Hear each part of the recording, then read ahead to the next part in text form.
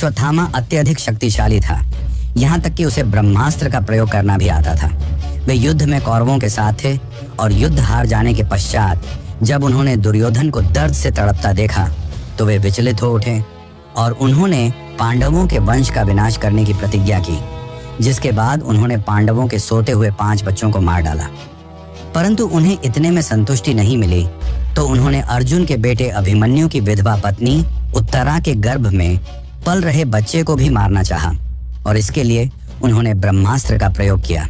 पर श्री कृष्ण ने उस बच्चे को बचा लिया और क्रोध में आकर अश्वत्थामा को श्राप देते हुए कहा कि तुम्हें अपनी हार बर्दाश्त नहीं है, तुम्हें दुर्योधन का दर्द बर्दाश्त नहीं है, तो मैं तुम्हें श्राप देता हूं कि तुम इसी दर्द के साथ ब्रह्मांड के अंत तक भटकते रहोगे और अपने दर्द का इलाज ढूंढते दर दर तड़पते फिरो।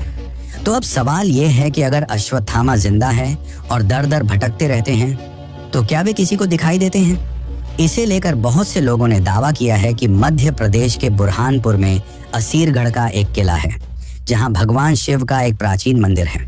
माना जाता है कि अश्वत्थामा हर सुबह यहां आकर शिव की पूजा करते हैं। पुजारी के आने से पहले ही यहां हर सुबह फूल चढ़ा मिलता है और इसी मंदिर के आसपास एक अजीब से 12 से 14 फीट लंबे इंसान को कई बार देखा गया है, जो लोगों से हल्दी और तेल मांगता है।